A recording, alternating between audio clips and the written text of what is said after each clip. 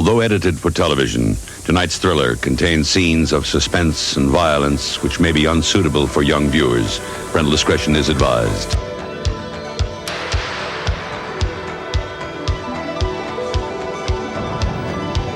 State-of-the-art Japanese animation.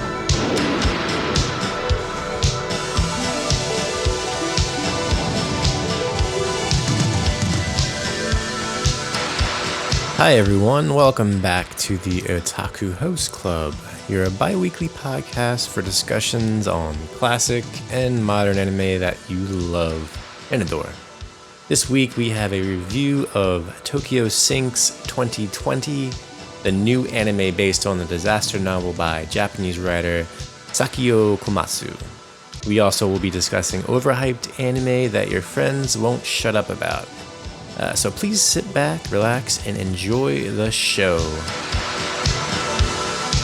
Hell yeah, bitches. I just got an email confirmation from my Konata tattoo. Hell yeah. Oh! I've been wanting to get a tattoo for like a literal year, and COVID happened, and they all got canceled. I finally got in. I think if I were going to get an anime tattoo, I might get Gurren Lagann doing the guy next pose on my back, like a giant back piece. Hell yeah. That'd be really cool. You don't mean Gurren Lagann? Gagagan. Gurren Lagann. Gurren Lagann. I mean, Yeah, when I was in college, I wanted a Gundam tattoo. That was going to be my first tattoo. You don't have any, do you? you never got the first one. No. Dang. I definitely have changed what I want. Now what do you want? Is it too late to get a tattoo? Am I too old? No, it's probably better because if you are too old, then I am too old, sir. What are you talking about? Yeah, good point. I will literally tattoo you. yeah, isn't it? Wouldn't it be better? And I don't know anything about tattoos, but wouldn't it be better because now your skin kind of is as it is, and it won't change in the way that your skin changes as you grow older, right? Like get a tattoo in your 30s is likely to look better in your 30s than a tattoo that you got in your teens 20 years later. Well, I think that tattoo ink and like technology has grown significantly since we were young. So like my tattoos that I got when I first turned 18 are all fucking blown out right now just because I didn't know you're supposed to wear sunscreen on them 24/7. I didn't know how to take care of them properly, you know, like all of that kind of stuff where like now if you get a tattoo now it's probably going to look exactly the same in 30 years, if not like a little bit different just because of natural skin aging. But like, yeah, like that, and like when you're younger, you don't really like know what you want. So like a lot of the tattoos that I have, like I would love to get covered up or like taken off. So like when you're 30, like you know you're kind of like the person that you're gonna be. So like and when you're 30, you kind of like already know like, okay, well if I like anime, I'm probably gonna like anime for the rest of my life. So might as well just bite the bullet and put it permanently on my body for everyone to see. I feel that. Yeah. But that's just me, maybe. Yeah, that makes sense. In my 30s, I'm still playing in a band called Anal Butt, so clearly this is important to me, and I should just get Anal Butt tattooed on me, on my butt. I literally tried to Google your band. Don't do that. Just like don't even Google it at all, because those Google search results were, wow. Yeah, I've never tried Googling this particular band of mine. But the recordings that we did with Steven are going to come out on a split 7-inch eventually. I still have to go in and edit them and pull it all together, but that's still on the books. Yeah. Nice. I guess we did 2 recording sessions with Steven in total because there's one where he plays drums and then one where it's me, Danny, and Steven in the car. And both of those will come out as split 7 inches in the future. One is going to be a split 7-inch with Frank Ghost shit for sure, and the other one I'm not sure what we're going to do with, but I cut it for edited it for one side of a 7-inch. Nice. Yeah, so Steven will find his way on the vinyl. He's going to be a rock star. Yeah. Hey everyone, this is the Otaku Host Club. I am Geoff, lover of donuts, and I have a sangria Ramune drink in my mouth, in my hand, while my lips touch the drink. In your mouth. It's like Kanye West through the wire, like Geoff is talking to you simultaneous to drinking this drink. Hey, it's official. Kanye is running for president. Oh, but now it's official that he's not running for president. Please don't tell me I gave Kim Kardashian AIDS. That's gonna be the worst thing.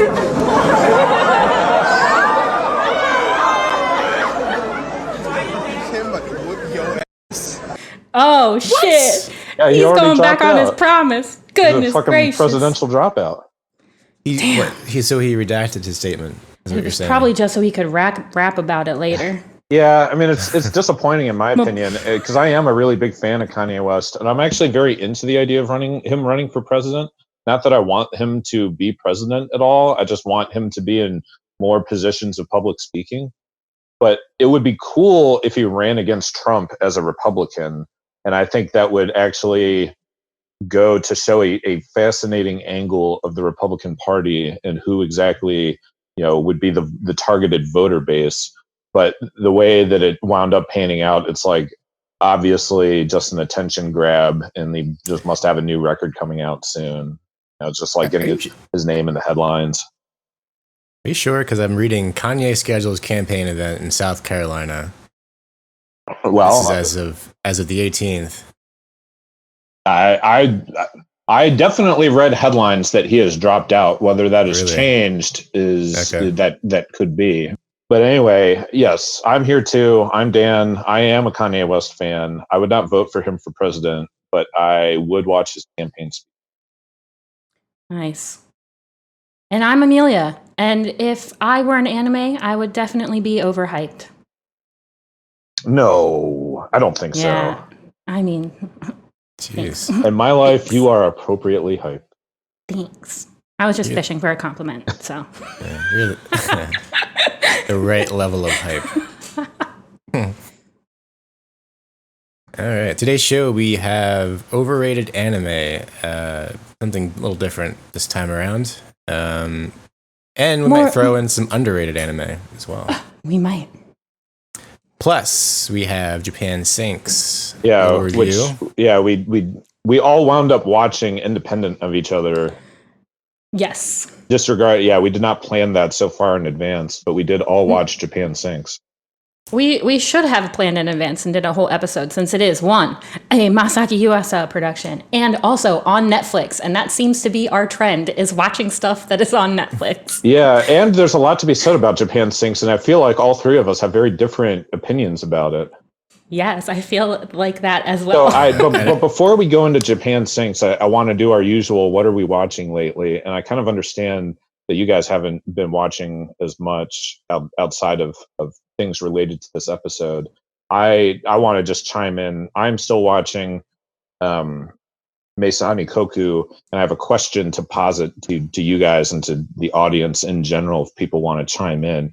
So the manager has the dog. The dog's name is Soichiro, right? And Soichiro is the name of the manager's dead husband, and it's kind of implied that Soichiro is reincarnated, or that this dog has kind of taken upon the dead husband, or at least as I watch this show, I feel like that is kind of what we're supposed to draw from this, is that Soichiro has some of the emotional connection of the dead husband, and is kind of like not a straight reincarnation, but is like a new, he fills the role, and we see this dog, it routinely shows undying and hyper energized affection for one of the manager's suitors, this guy Coach Mitaka. And Coach Mitaka is a great A+ suitor. He's hot, rich, he's the ladies' man. He's got it going on, but he is phobic of dogs. He is absolutely terrified of dogs. So the more Soichiro, the dog, throws himself at Coach Mitaka and expresses his affection for Coach Mitaka, the more Coach Mitaka fucks up his chances with the manager, because he's like, he starts acting out and can't control himself very well, and leads to all sorts of hilarious hijinks and whatnot. So my question is, do we think that Soichiro is expressing affection to Coach Mitaka because Coach Mitaka is the best suitor for the manager and he's better than Godai as a potential new partner? Or is Soichiro doing this knowing that Coach Mitaka, Coach Soichiro, the dead husband, is using his newfound dog powers, knowing that Coach Mitaka is phobic of dogs, and the more that the dog throws himself on Coach Mitaka and rubs up against him and stuff, the more Coach Mitaka acts out and therefore blows his chances with the manager. So Soichiro is trying to sabotage Coach Mitaka so that Godai has better chances. Yeah, have you seen it, Geoff? Not all the way through. Okay, I've only seen like the first season and like in bits and pieces when I catch it while Steven is watching. But I've asked this question about the dog because it seems like the dog does have like the husband inside of him, but I am under the impression that she is just projecting that into the dog and it's not actually her dead husband. So if for that, I would say that I just think it's a dog being a dog, but that's just like my perception of it because I don't think that the dog has any kind of magical powers. That's fair. I also think that she should be with Godai. So I think she should be with Coach Mitaka. I understand that Godai wins out in the end and that this it's got a very beautiful ending, but I mean, Godai, he's young and he's also kind of charismatic and in his own way because you like kind of feel bad for him. He's like a very sympathetic character. But Coach Mitaka, he's fucking hot. He's rich. He's got a car. He knows that he talks real smooth. Like, no question. Like, if I would date Coach Mitaka if I were the manager, right? Like, that's I wouldn't. That's the guy that you want to be a partner with. I think that's the guy that most people have the perception of that they want to be with, but I don't think that in reality that's the case because like riches and cars don't really like make people happy, you know? Well, yeah, that's true. But if it's a choice between a rich guy that is very cool and a poor guy that is very cool, all other things being equal, it is more satisfying to date the rich person that, affords you a more luxurious lifestyle. Okay, now I get it. I'm a fucking capitalist pig, I'm the fucking enemy. When the class war comes, send me under the guillotine. But I'm just saying, and Godai's grandma makes this point multiple times throughout the show. Godai's grandma goes to bat for Coach Mitaka and tries to convince Godai to give up on the manager because Coach Mitaka is so much higher above.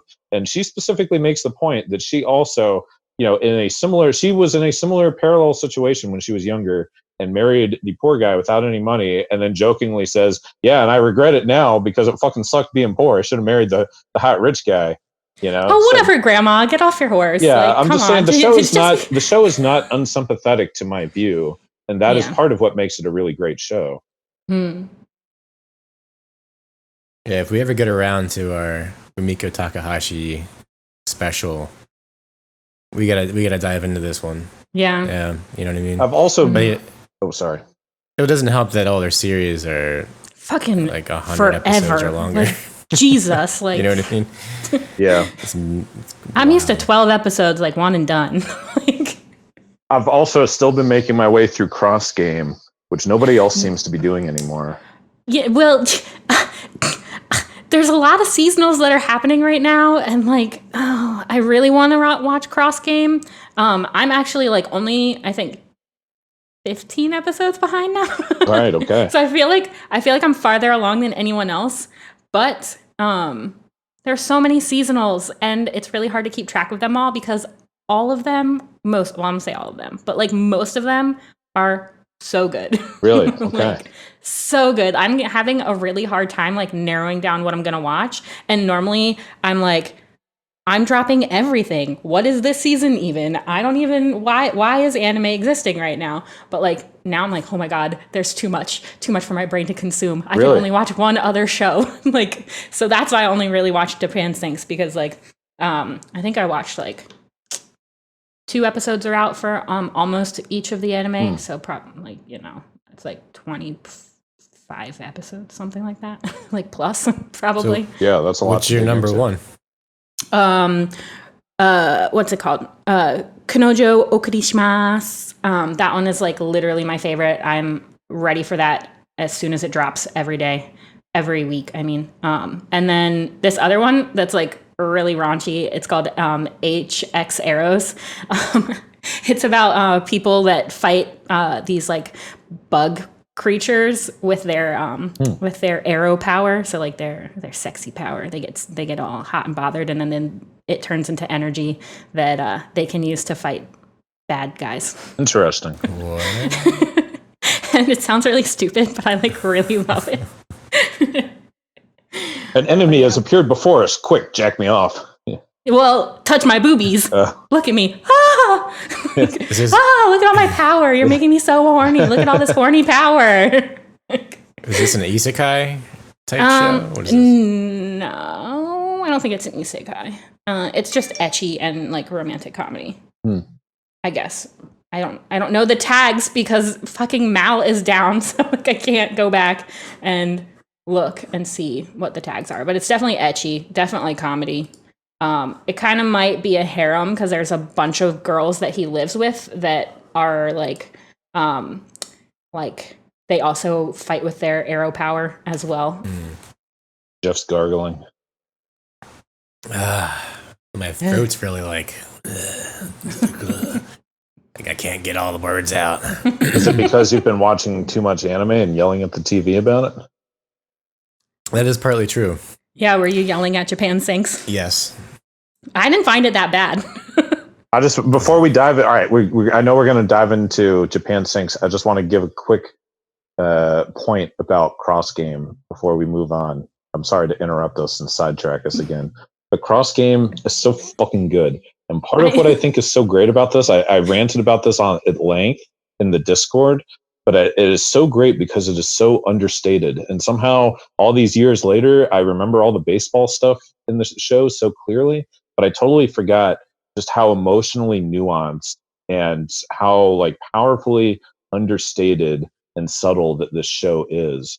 And it's just really like it both tells the audience and shows the audience what it is trying to communicate. And it is a marvelous piece of work. And to really watch me go on and on and on about it, get onto the Otaku Melancholy Discord, where I continue to rant about this show to nobody because nobody else is actually watching it. I'm at like episode 22 or 23. Oh, that's pretty good. You're doing good. I'll be caught up soon. It was just like a little bit of a busy week, I guess. Yeah. Okay, Japan Sinks.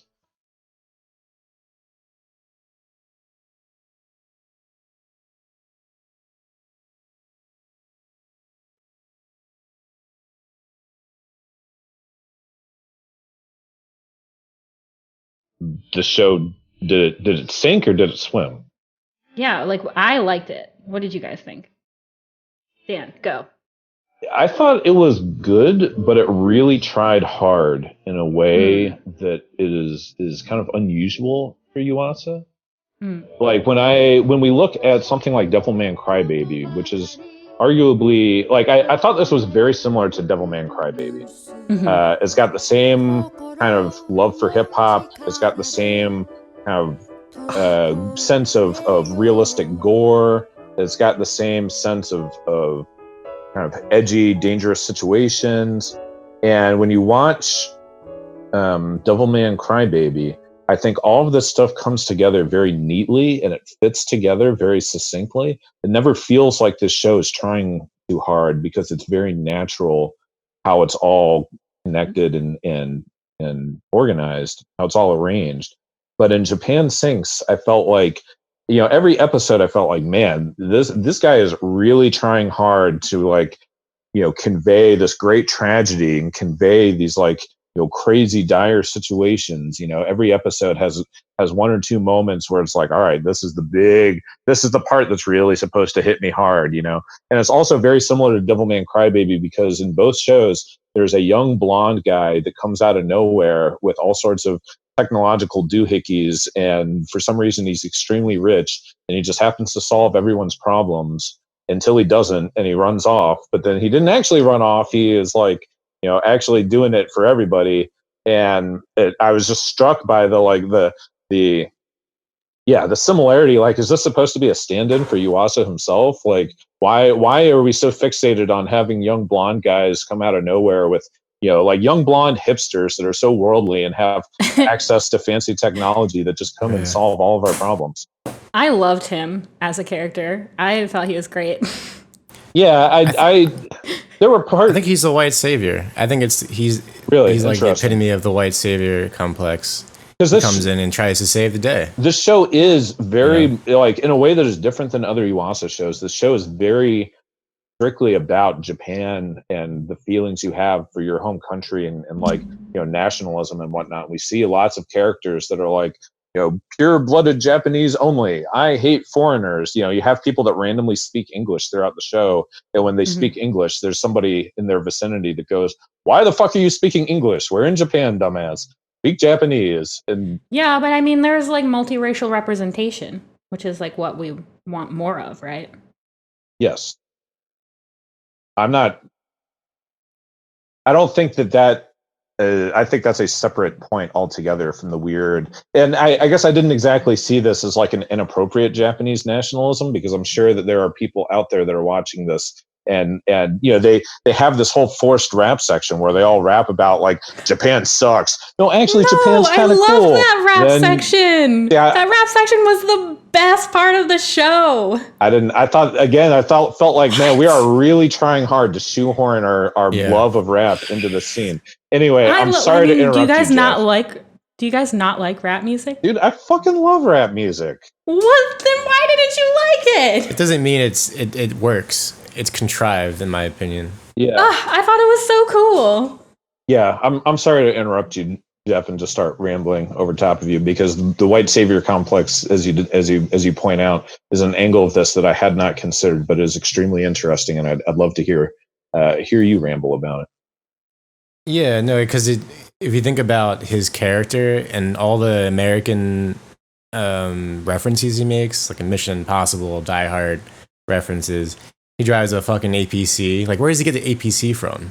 He comes in, he saves the day, and then he's essentially trying to save Japan's archive, right?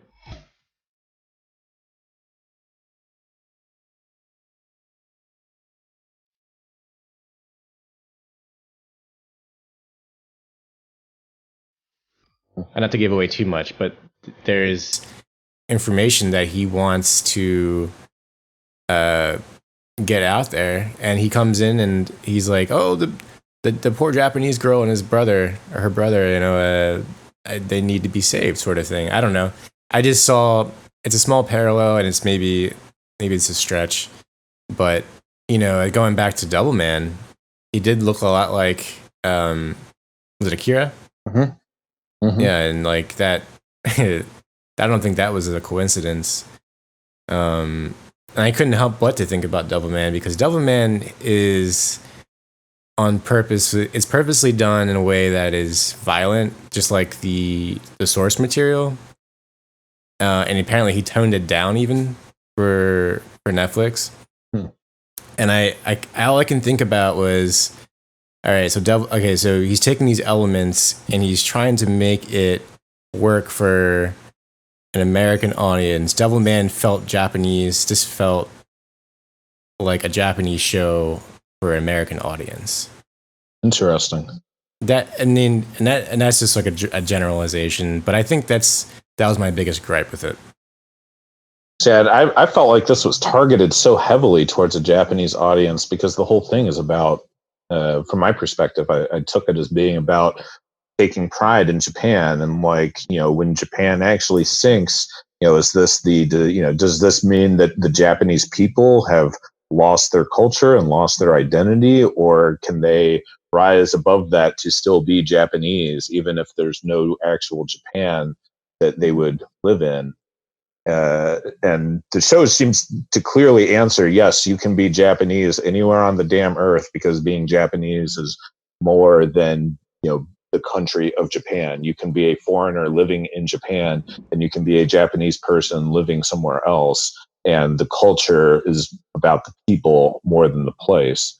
And I guess I don't think that's wrong, or that that's some like, edgy opinion or anything. That like totally makes sense to me. But I don't know why you would care if you weren't Japanese. I mean, the book is. I mean, the show is based on a novel from the 70s, right? And I started reading the book. Oh, I did not know that. I also did not know that. Yeah, so it came out in 1973. The guy who wrote it took 9 years to complete. I think it's under 300 pages. But they've made 2 live action movies based on it, and based on the plots from those movies and from what I read from the book, he definitely took some liberties with plot. He really made it his show, I think.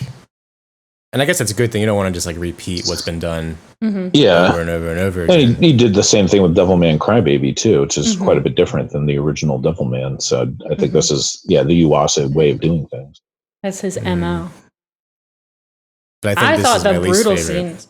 Oh, Go really? ahead. Yeah. I was just saying that I think like the scenes that happen based on like other like disaster anime are like so brutal and hit you like so hard.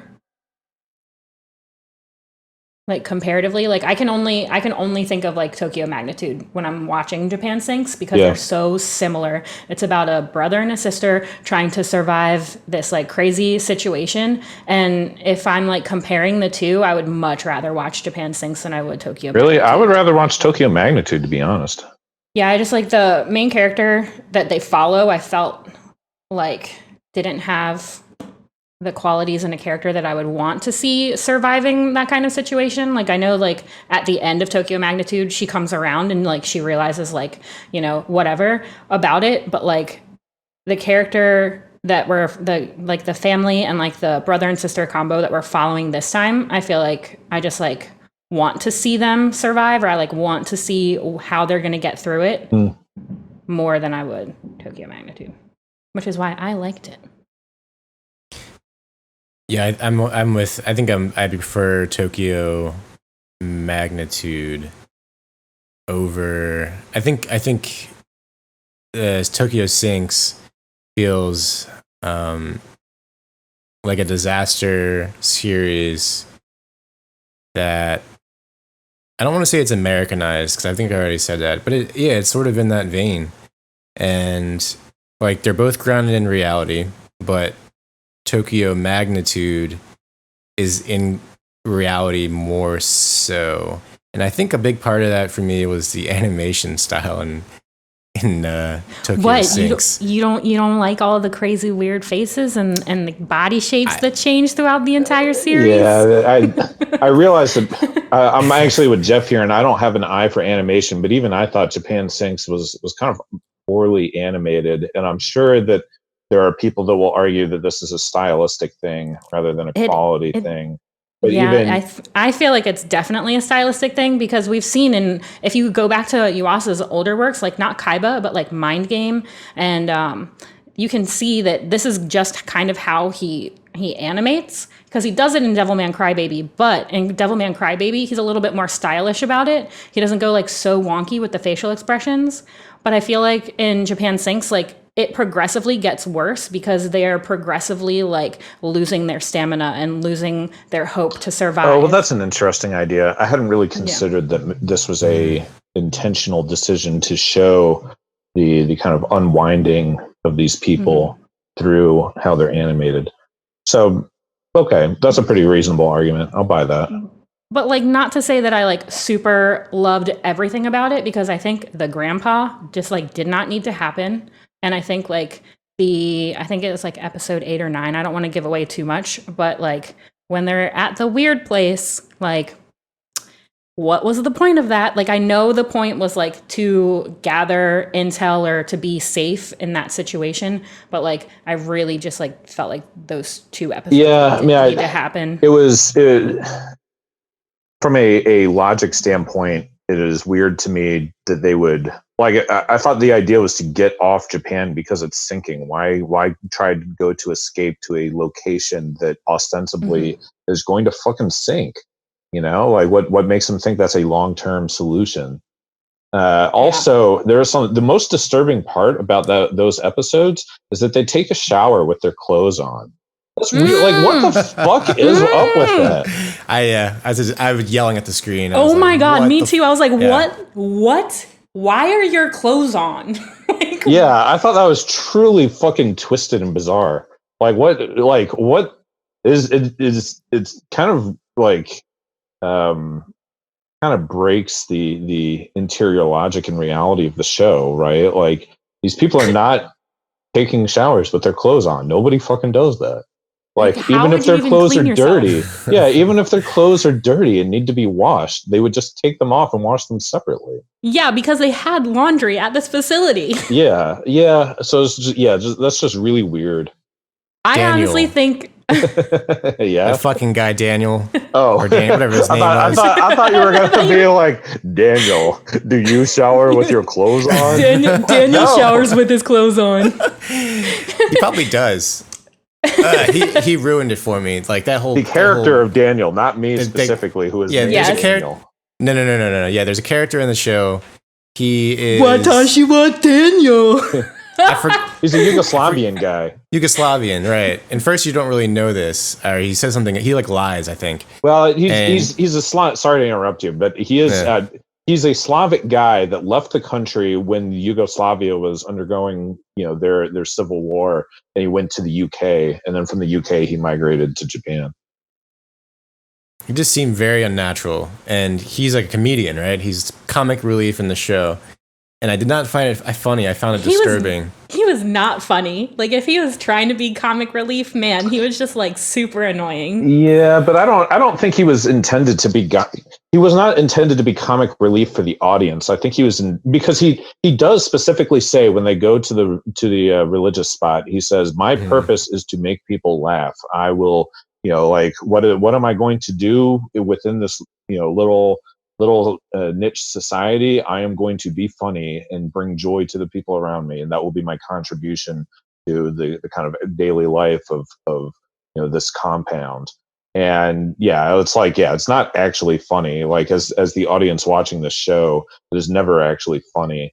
But I understand the angle that they're going for here. I mean, it's a shame that they couldn't make it so funny that it's actually funny to the audience. But I never thought the point was that he should be funny to me. It did make sense to me that the point is that this guy is supposed to be interacting with the people around him that are all undergoing this trauma and this great stress together, and he's like trying to lighten their moods, and people have different responses to that based on kind of where they're at with processing their trauma. Also, I think that those episodes were just an excuse for a rave scene, because I think Yuasa really loves rave scenes. Yeah, and that scene was really nice. I enjoyed that. I was waiting for everyone to turn into fucking demons, like in Devilman Crybaby, or like do some kind of like weird ritual or something. Yeah, exactly. I was waiting. I also wanted that girl to smoke some weed.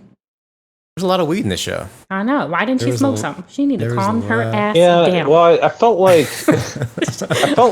every big moment of this show seems so obvious to me. Like I was waiting and waiting for our main character to get her leg cut off. I knew that was happening from the second episode.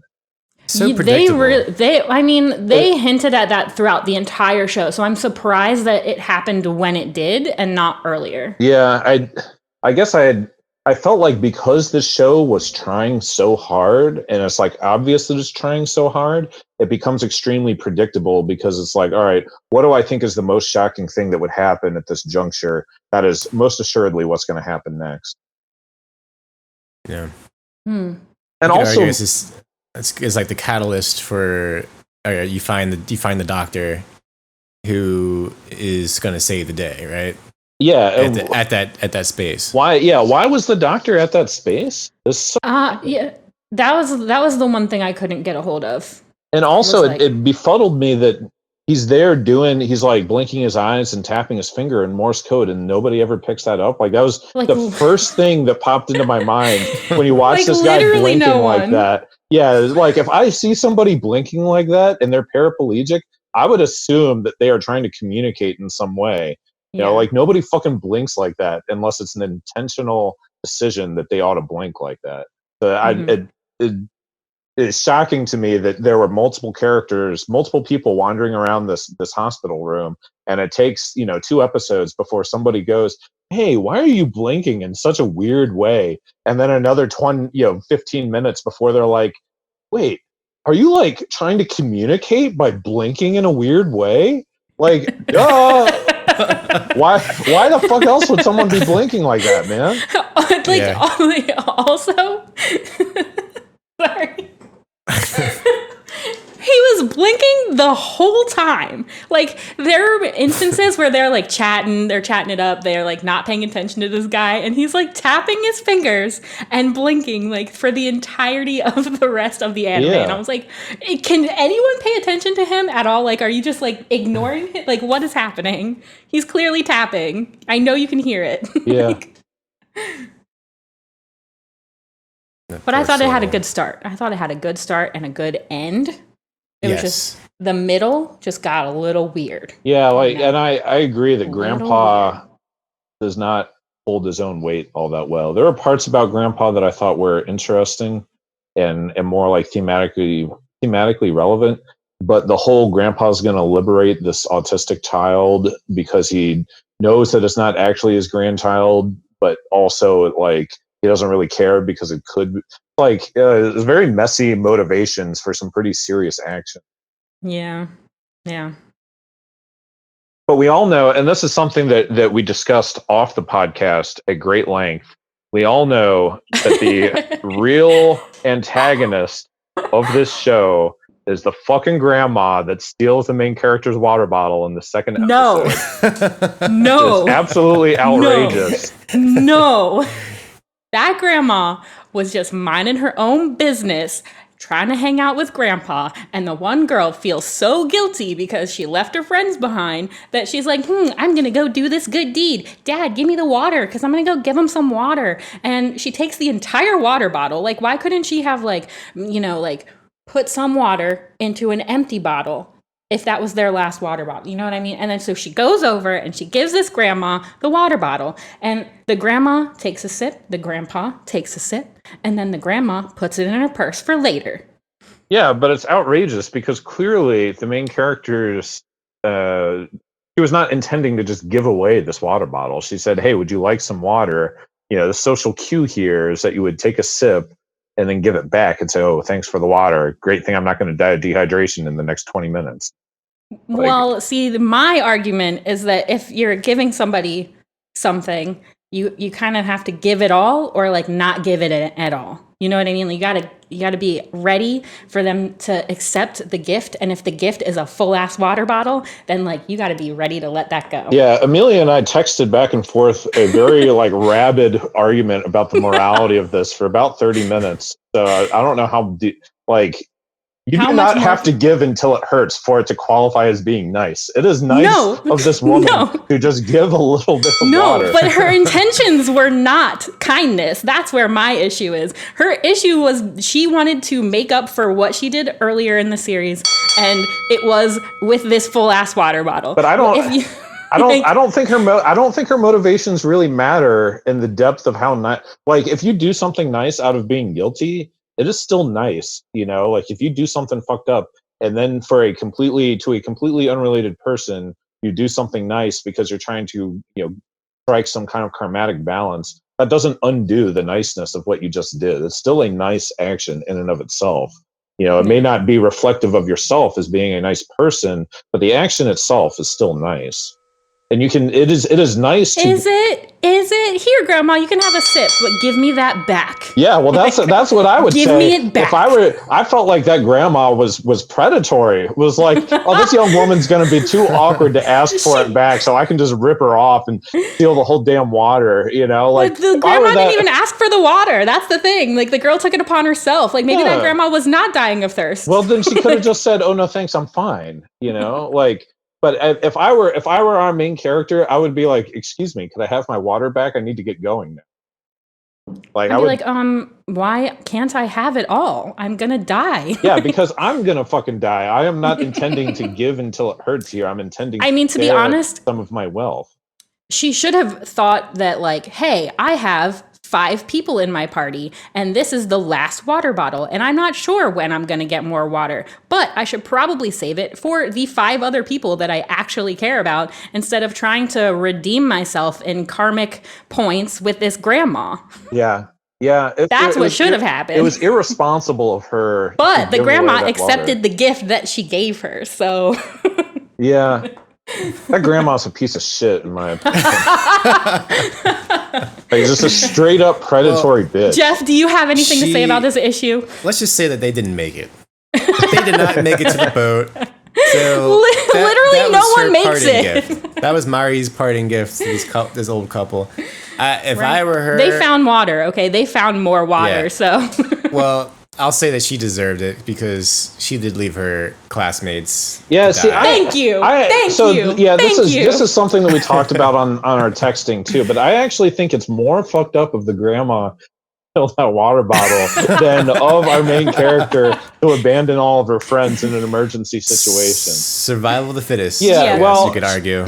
So the reason why I think that it's more fucked up, that the grandma is more fucked up than our main character, is because when you are faced with a tremendous amount of trauma and like you're terrified and there's like an ongoing situation, an ongoing emergency situation around you, you are not guaranteed to be at your best, right? Like it is entirely feasible that you get stuck in a fight or flight response and you just like run away scared. And I understand that at different points in my time in my life, I've really like advocated against what I'm saying right now, and that I've had the exact opposite position, but in a life or death situation, where there's actual threat of physical harm and like your actual death of your physical life could be imminent, I am accepting of the idea that somebody might just get scared and run away, and that is not the best. That is not someone at their best. That's not the best thing to do. And it's not even necessarily the morally right thing to do, but it is an understandable reaction because you're fucking scared, right? Mm-hmm. And I don't expect people, there are situations where I expect people to rise to the challenge and to find courage, but, threat to one's physical well-being in an ongoing emergency situation around them, not necessarily where I expect someone to rise to the challenge.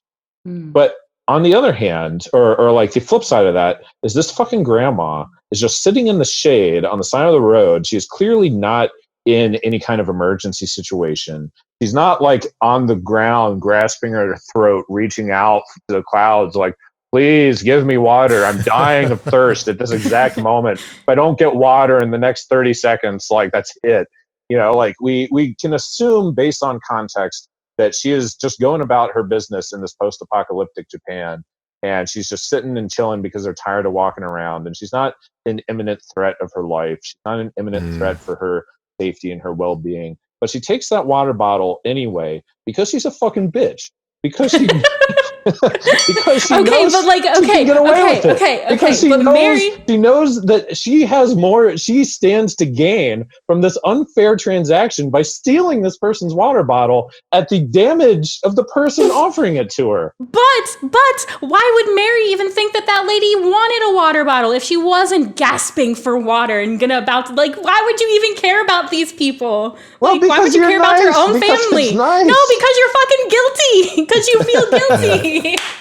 Yeah, well, they apparently in Japanese culture, the elderly are you gotta respect your elders, baby. Well, they're considered to be weight in Japanese society. Dead fucking weight. They're dead weight. Sorry, mom and dad. Yeah. I don't think they're dead weight, but Japanese culture usually respects their elders, which is why you have the class system that you have. You know, you call your aba, Oji-chan, you know what I mean? Like, but they rather sacrifice themselves in order to save the rest. Yeah. If they're weighing them down. Yeah. That would be my understanding from what I've heard. I've read about. I was going to say something else, but now I forgot. Water bottle. It was probably something good. So, too. yeah, do we, I mean, how would we survive if we were stuck in such a situation? That is what I wanted to talk about. So I've been in a couple situations, specifically like car accidents, where like you either need to rise to the occasion or everything is going to spiral out of control. And in those situations, I am a person like I will rise to the occasion. I'm like one of those people that like if a crisis is happening, like I know exactly what we need to do, and anyone in my near vicinity is going to survive because I know exactly what to do. Like I'm not like a survivalist or anything. I just like have like these instinctual like reactions to things. So in that situation, like I would have recognized that grandma is fine and I would not need to give them my water. So I am just like, well, I mean, the bitch gave her the water, so like she can't be mad about it. Yeah, I also think in my own life I have at various points displayed that I too will rise to the occasion and do what I think is the morally right thing, even if it's scary or even if there's risk to myself. Would I share my water with that grandma? No, I would not, because I am much more apt to do things for people I know and people that are my friends or people that I would see as my community than I am to random individuals just sitting on the side of the highway, you know, for better or for worse. Yeah. Yeah. I mean, I'm ride or die if you're my friend. So like, you're going to be fine. But yeah, well, that grandma on that side of the street, you ain't gonna be fine, grandma. You better find someone that can take care of you. Yeah, but most of their party ends up in some capacity dying, or. But I feel like seems like everyone they're with, everyone that Marie's with. Well, I feel like their party was like pretty lucky because a lot of people like. At least like 3 of them survived, you know? I feel like most people in that situation sunk with Japan, you know? Yeah. So how about our main character getting off the boat and then running off? I thought that was awfully selfish and stupid. He knew what he was doing though. Mari? No, Kite. Yeah, we're talking about Kite, right? I am not talking about Kite getting on the balloon and at the end. Okay. I'm talking about Marie getting on the cruise ship to, you know, escape the sinking Japan. You know, she gets a fast track to it because she's a high school track star, and they want to grab all the special talented youth and pull them out of Japan while they still can. And then she gets on the boat, and then at the last second is like, wait, my mom has a critical health condition, is going to die at any moment. So I really ought to get off the boat and spend, my mom's last living time together as a family. And I just feel like that is a very like selfish and small way of thinking about life, about your relationship. I feel like she wanted to again make up for not leaving in that instance. She's like, oh well, if I leave my mom now, I'm just leaving everyone that I've ever known and like thriving. So I want to see this through with my mom, with my brother, with everyone that I know. Like I want to make sure that they're all safe. She could have got that leg fixed like 10 times. She literally could have. Like, yeah. What the fuck? What? Yeah, you don't say like, owie, I got a cut on my leg, owie. Yeah. And the fact let's that find some Neosporin. Like, we're going to this grocery store. Let's find some Neosporin. I want to talk about the crater situation when we first see Kite. Oh yeah. I predicted that shit from the beginning because of Dr. Stone. So if y'all have seen Dr. Stone, there's like an episode where they have to go collect this crazy like ingredient at the bottom of this lake, and he has to like fashion some kind of like scuba gear so he can breathe under this water because the lake emits this like poisonous gas, and if you breathe it in, you're instantaneously dead. But there's something about the gas that makes it only like rise off of the lake. But so like when that was happening, when in Japan sinks, I was like, shit, that's some poisonous gas, bitch. Like, don't go down there. Don't put your head down. Like, and I was like, man, Dr. Stone, you really taught me something. Senku-chan. Senku-chan. Senku-chan. Senku-chan. Senku-chan. Senku-chan. Senku-chan. I really took away something from that. Yeah, the poisonous gas rising out of the ground, isn't that a real thing? Like, doesn't that actually happen in real life? Yeah, it's an actual like thing that happens. So that's what Dr. Stone, I think, tries to portray is a lot of like real life natural occurrences. Right. And they explain the science behind it and how to deal with it. So like, yeah. Yeah, I feel like that the realism of that is a little known fact, right? Because I do feel like I'm assuming that the average person does not consciously think about the possibility of poisonous gas leaking out of the earth in earthquake type situations, but that is actually a thing that happens. Yes. Oh my, Geoff, you've seen Dr. Stone, right? I have. Yes. Were you just the same as me in that situation where you're like, Beach, I know what's happening? I did not think of that What? until you just said it. Yeah. Whoa! I was like, damn, sense. Thank you, Dr. Stone, for like making me see through this situation. There should be a Dr. Stone travel guide or like hell yeah user guide. Well, I have wanted to make a Senku Cola. I'm not gonna lie. There are YouTube videos out there, aren't there? There are, Okay. and I'm not gonna make one, but I definitely want to try it. The trend has passed. Senku-chan. Senku-chan wa. Senku-chan. Maybe there's one for Ramune. Ooh, Homemade Ramune. it's just sugar and seltzer water. What else is there? Delicacy. Yeah. What else is there in life?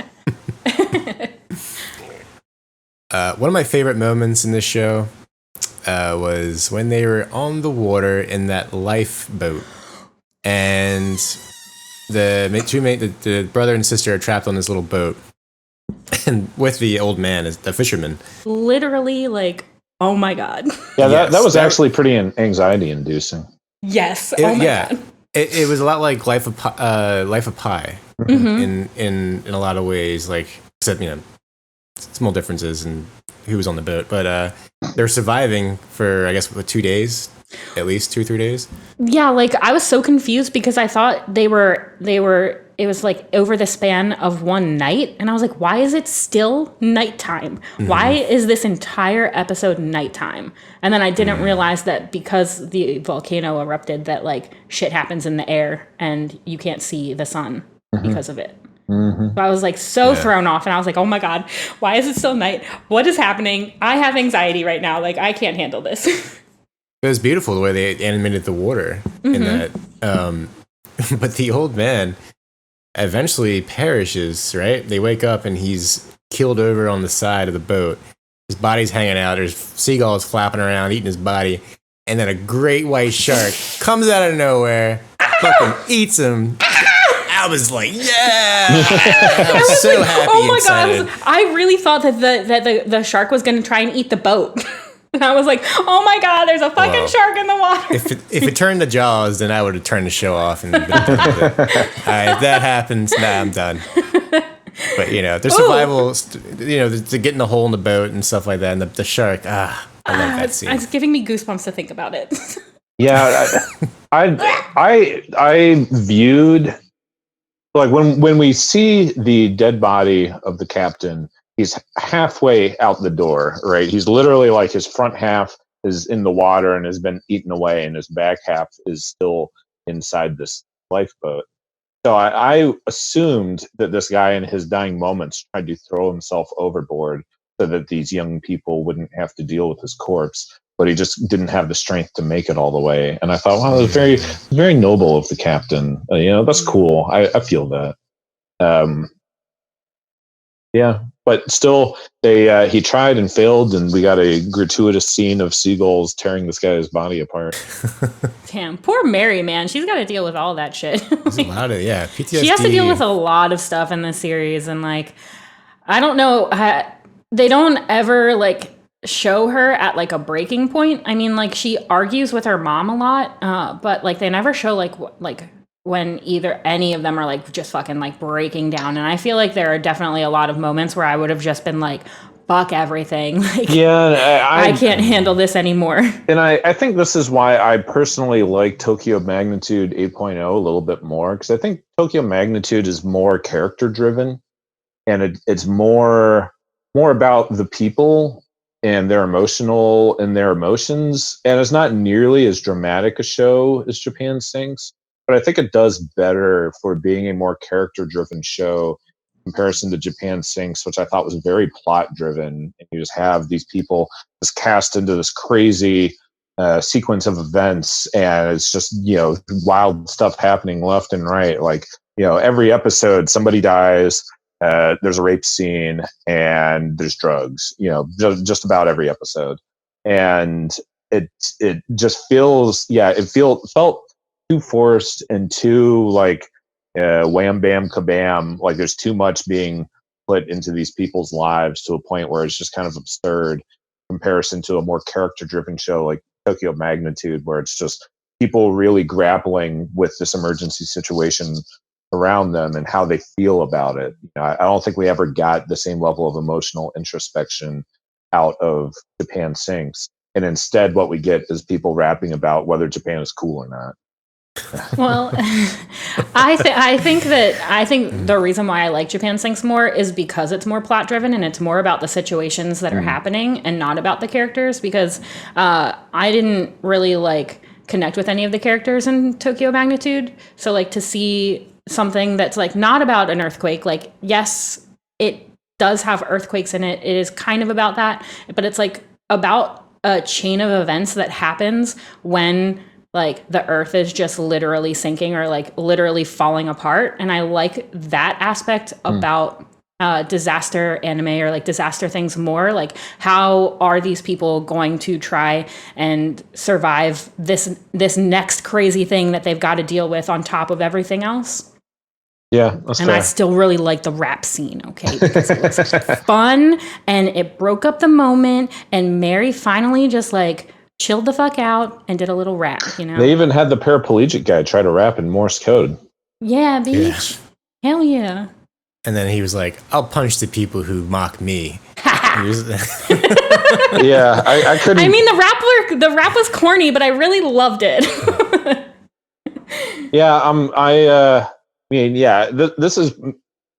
This is possibly on par with everybody taking a shower with their clothes on. In terms of just complete unbelievability. Because there's no way that all those people are freestyle rapping well. Like they aren't, though. They get progressively better once they start rapping. They start out really terrible, and it's just a sentence. And then they turn it into a beautiful soliloquy. Yeah, I thought the rapping in Devilman Crybaby was more appropriate. Yeah, I thought so too. In that essence, like they're in that culture, but like those characters seem like they would be rapping, maybe like freestyling in the street or off a pier. Yeah, exactly. But why can't you guys just get down with a random rap scene, okay? Because I know plenty of people who would not rap well in that situation. Yeah, they didn't rap well. They didn't rap well. It was a terrible rap. Yeah, I guess if we could understand Japanese better, I guess it would probably not sound that great, but yeah, they did have the rhythm down. They did. Yeah, they did have the rhythm down. Yeah. Give these non-rappers credit for rapping on the spot. What threw me off the most in Japan Sinks is like that little kid saying random ass English. I could not handle that. I wish he would stop. Yeah, the random English is kind of weird. I must be dreaming. That's cool. Wow, awesome. Like it clearly the show felt like it needed this random English in order to get somebody in the vicinity to be like, stop speaking English, we're Japanese here. and it was like part of forcing a theme of Japanese pride and like can you be Japanese if you're not speaking Japanese, and like is it really worth hating non-Japanese people? Like and they were just like establishing that these kids were half Japanese. I think it just like kept re-establishing like, hey guys, the characters that you're watching right now are half Japanese. They are not full Japanese, which is why everything is happening the way it is. But Asian Boss does has some great videos interviewing how was it, a Hafu? Was that what they're so they go around and go up to random people who look American or European or black and who are biracial, and they're usually pretty open to talk about it. And I remember one episode the host asks one guy, did you ever have any discrimination growing up in school, or was anyone ever biased towards you? And he couldn't think of any moments. So I thought that was great. Like, oh, that's amazing. I think the Japanese probably more, even though people say, oh, the Japanese are racist, yada, yada, yada, against, Chinese because of World War II, or Americans because we blew them up, right? No, it seems like they're pretty empathetic, or at least sympathetic. I don't know. At least to your face. At least to your face. At least to your face. Yeah, and maybe it's a generational thing too. I think a big part of it is for sure. I feel like the younger generation, because I do watch a lot of those, Japanese people, like Japanese interviews, are like, we're gonna find out what foreigners like in Japanese boys, those kind of things. And I do feel like the younger generation has a little bit more of an open mind than the older generation. Yeah, I mean, I have definitely had people yell at me for speaking English in Japan in my life. Yeah. Really? Yeah. Me and Joni were at a bathhouse in Sendai, and we were talking, and the guy next to us started complaining to Joni, like, why the fuck are you speaking English? Like, speak Japanese. And that's not unique to Japan. I've had the same thing. I had the same thing happen to me twice in Bordeaux, France, when I was staying with Fabro from Gas Mask Terror. And this is even like I'm with Remy from Honda having dinner with him and his girlfriend at their apartment, and they have the windows open, and the guy, we're talking in English, and the guy in the apartment next door, like across the way through our open windows, starts yelling at Remy, like, why the fuck are you speaking English? Speak French, this is France. What? Speak French. That's crazy to me, because like, you can speak whatever language you want to speak. Yeah, well, yeah, I mean, I agree. But my point is more that this kind of nationalism is not unique to America, nor is it unique to Japan. It's like, this is a worldwide thing where there are people all over the world that think, oh, this is my country, so we do things, this specific way, and if you don't do things this specific way, then why the fuck are you in this specific country, and because I wanted to visit. Yeah, exactly. So I mean, anybody that thinks like that is basically just a fucking asshole, right? They just have a very small and poorly developed worldview. There's plenty of Americans who would, you hear Spanish. Oh yeah, speak Spanish, and they're like, oh, don't speak Spanish in America. Yeah, I mean, this is a huge stereotype in the U.S. too, where there's like always some fucking stupid American that hears somebody speaking something other than English and comes over and is like, why don't you go back to where you came from, you dumb foreigner? This is America. We speak English here, and it's, and we've all, like, everyone that lives in America has, if you haven't experienced that personally, then the trope, like it's a stereotype that has roots in reality. But that's not, like, I don't view that as being unique to America. That's everywhere around the world. You can go to Sendai and there's somebody angry at me for speaking English in Japan, the same way, like, I'm sure if you go somewhere here in Minneapolis speaking Japanese, there will inevitably be some Trump supporting motherfucker that's like, why are you speaking Japanese? This is America, man. Speak English. Like, it's assholes are a worldwide phenomenon. And I'm fascinated by the experiences that Jeff recounts of people of color and Black people Japan that have escaped overt racism.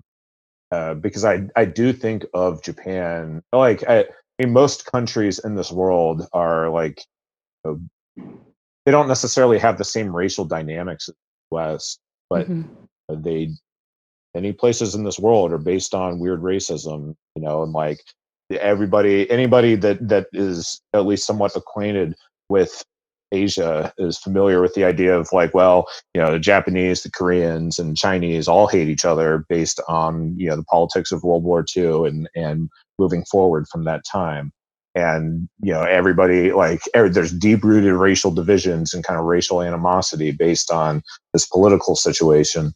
And that's true. Like I've seen that. I've seen, like anti-immigrant groups parading around in Japan. And I wouldn't have known they were anti-immigrant groups, except the people I was with were like, oh, look at this, Japanese nationalist people like doing this weird protest. This is so weird because normal Japanese people don't feel this way, but here are these fucking assholes and we hate them.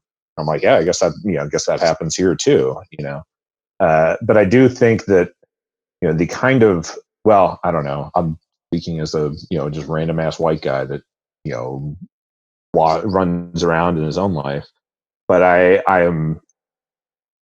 do think that the kind of racism that we see in Japan and in other places in Asia, I think has less to do with like the kind of hardcore animosity as is seen in the U.S. and more to do with like a dehumanizing. Like tokenism and a dehumanizing sense of like, oh, like it's so weird, like, and I'm thinking of like the stereotypical story of like a black guy goes to China. They have never seen a black person before because it's a small village. So they all wander around pointing at him, being like, look at this fucking like, does this guy have a tail? Like what in the fuck? Like I didn't even know that this was humanly possible, and that doesn't, doesn't come across as being the same style of overt racial animosity as we see in the U.S. Like, right, like this person is not just about to get lynched for being black the way that may well pan out and often does pan out in the U.S. But it's still a kind of racism, that is based on this sense of dehumanizing othering. But also, what do I know about it? Because I'm just some fucking random white American, so my viewpoint is slanted and not as informed as many other people that speak on this. And well, it just brings me back to this. Anime doesn't really talk about these things. They don't really express politics or race, and this show definitely tries to tackle it in some way, some shape or form. Yeah, I don't know if it was successful, but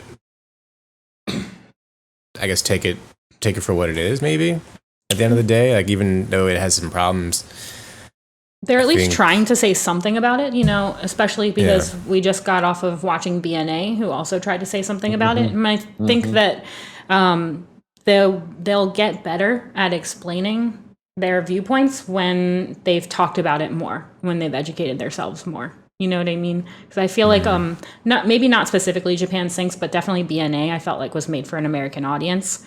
And I feel like the racism that they talked about in that could have definitely been applied to the US issues, but nobody's saying enough about it because I don't feel like they're talking enough about it in their own country because they don't have to. You know what I mean? Right.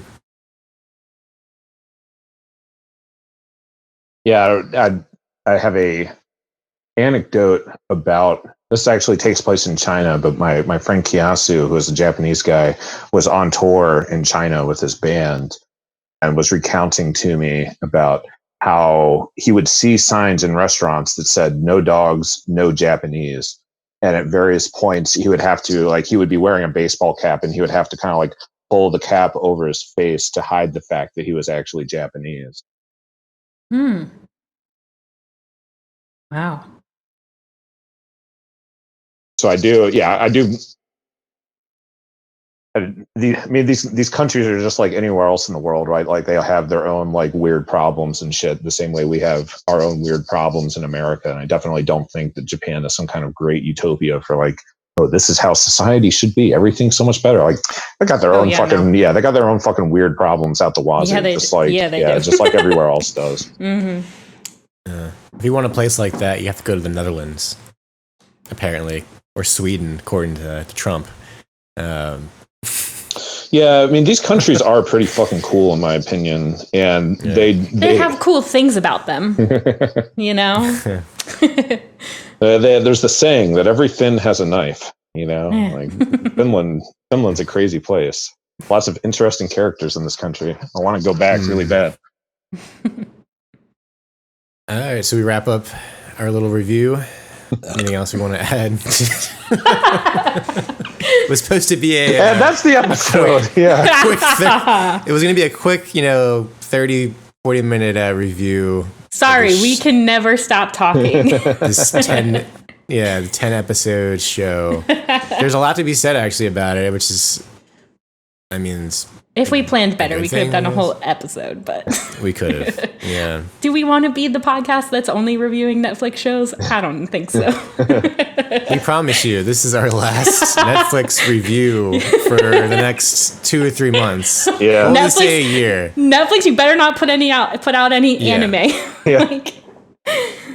I just saw an announcement actually in Newswise. No. New Netflix show. It's that Yojimbo show with the rabbit. Do you guys remember that comic book? Yeah, Yojimbo. Nope. Don't remember. Yeah.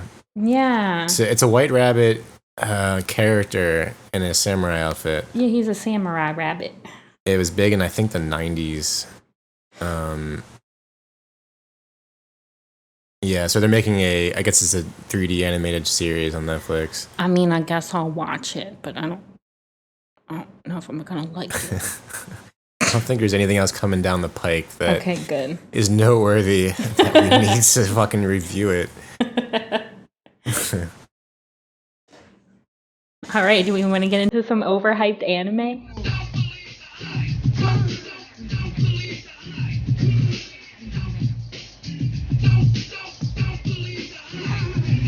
Yeah. So along those lines, for this episode, I watched Demon Slayer, which I had not seen before. This is a show that both of you guys are really champion, and so does everybody else. I've seen the merchandise in Hot Topic. I've seen cosplayers at conventions out the wazoo, and I did think that this show lived up to the hype, but it simply did not connect for me. Like it just did not really hit me in the gut the way that I was expecting it to, and I couldn't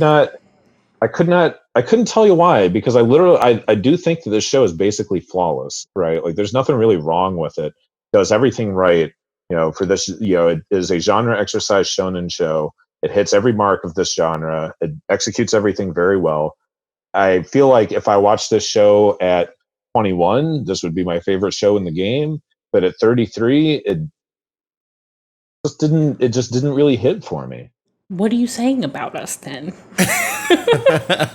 I think what I'm saying is that I personally have changed in a way that I had not recognized until I saw this show.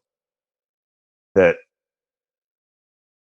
somewhere along the line, it no longer it stopped being enough just to have this main character battle train and battle again. There was not enough. Like, that's the thing. Like, everything about the show is great. Like, the fight choreography is awesome. There's a very well done balance between these people are fighting based on raw strength. So like the people that are stronger will win versus their tactics at play, and they have more interesting fight choreography and fight pacing of these fights, because there's more tactic and strategy and how they're going to work around their opponents and their strategies. But it is a well-balanced show in that way, and it's not like I'm tempted to say like, well, there's just not enough burning manly spirit. But there is, right? This guy is routinely being like, oh, I'm in so much pain, but I will overcome. And that really should have me be like, I too will overcome. Fuck yeah, man. I feel you. But I just never really felt that way. You didn't like Inosuke's burning manly passion? And that's Inosuke was very cool, but maybe it was like too much. Like these characters came across almost more like caricatures. Like Inosuke, was like clearly this certain trope of character, and it is like, okay, it's like a picture perfect example of this trope, but it just feels like kind of empty. And same with the electricity guy, who is also a certain kind of trope, but it just feels like it's too over the top. It like kind of stopped being funny and started being just annoying. And that I don't, but again, I don't view that as like the show's fault. I view that as my fault, really. Like, I don't think the show should have done anything different, because it is kind of a picture perfect example of how this stuff is supposed to be. I think it is just I myself have changed in relation to this genre, in relation to how this art comes across. Where now I was a man of Naruto. Now I'm a man of Legend of the Galactic Heroes. Yeah, I feel like when you can't relate to the characters is when the anime doesn't hit for you as well, because like we were saying before, like the characters in Tokyo Magnitude didn't hit for me, so that anime didn't hit for me. Whereas like the characters in Japan Sinks kind of like hit for me more, so I was more invested in that series. And I think that's the same with Demon Slayer. So like I'm super invested in Tanjiro and Nezuko and how he's going to overcome and get his sister back. So everything in there hits for me because he's training super hard. He's like defeating monsters he didn't think he could. He's helping his sister out. His sister's helping him out. It's like this dynamic of character that I relate to because I have a sister and I love to help her out, and we help each other out, and it's a back and forth thing. So I get it, but I can see why someone wouldn't like it, because Inosuke and Zenitsu are two character tropes that I normally would not like at all. Like they would annoy the shit out of me. But because they bring that different dynamic to the group, I kind of like overlook the annoyingness, you know what I mean? Yeah, and these characters really have great moments where they shine, right? When Zenitsu, when Zenitsu actually fights, I mean, again, his choreography is fucking amazing. His character design looks so badass when he goes into fight mode. Yeah. It's like really brilliant scenes when he actually gets to it. And I'm especially thinking of when they get jealous of Tanjiro at the end of the show and they start training harder when they're in the Butterfly Woman's complex. Like I felt like, man, like look at them go! Like this is cool. Like they're feeling that burning manly spirit of wanting to keep up with the Joneses. Is that really something you feel a burning manly spirit about? Maybe. I mean, when your friends are succeeding more than you are, you kind of feel like, man, I need to like step up my fucking game. Exactly. You feel inspired as well. And certainly when I see my friends succeed, I too feel inspired and want to work harder. So that stuff would seem like, man, these guys are actually quite cool, and I'm like really into their characters and their arcs. Yeah, and it's not like I'm gonna watch the rest of it, and I say that insofar as like there's a movie and then there's another anime show coming. Right? Yeah. The manga is now completed. It's now completed. Right. That's what I understood. So how long is this going to be in the end? I'm not sure because I haven't read the manga because I am living for the anime. So there's how many chapters? Do you know, Geoff? I feel like there's at least three seasons worth of content. Yeah, I do know that. I wonder if they're going to pull a Into the Abyss. Made in Abyss. And just make films to complete the series. I would be and not do the actual TV series. I would not like that. Yeah, I think that would be a bad decision. That would be they're already capitalizing so much on merchandising. Like they just need to put out three seasons and then fucking like collector's edition like Blu-rays. Well, people will buy it. The next story arc is a movie. That's confirmed, right? I mean, it says it at the end of this anime show, but that doesn't mean that the whole rest of the thing necessarily has to be movies. Yeah. I thought for sure that they had already announced a second season of the anime show. I think they were waiting for the manga to be completed before they release any other things of like what they're going to do. Okay. Yeah, there's 21 volumes from the manga. Mm-hmm. Yeah, okay. So I mean, there's 26 episodes. I guess we could probably like divide it, but who knows how they're gonna break it down? Yeah, because there's no filler. And I think that's what made it so flawless is the fact that it never felt like they were putting fluff into it. Everything moved in a great pace, and it didn't really felt like there was room. They're wasting time. Everything felt important to the plot and to these characters' stories and how they're going to succeed. Yeah, and as we say that, I think one of the current trends in anime is to just make quality product, right? Yeah, I'm really loving this trend, by the way. like this. Thank you for making a complete thing and not pushing it too far. Yeah, I mean, I think My Hero Academia and the success of My Hero Academia has really opened the doors to the idea that you can make these kind of large-scale, long-form shonen-style shows while also making them seasonal, and people will maintain interest in them, and they will maintain merchandise sales. Even if there are breaks, from season to season, it does not have to be a weekly continuous thing. That is undoubtedly a great step forward for the craft of anime and opens the door to this genre of show is getting so much better. And we see that, right? We see like My Hero Academia, like on the one hand, nothing is better than One Piece in the world. But, in practice, My Hero Academia is categorically better, so episode for episode, than something like Naruto or Bleach. I agree with you on that sense, but I don't think My Hero Academia is the pinnacle of making a thing and completing it. I think My Hero Academia has dragged on a little bit too long. You mean as a show? Yeah.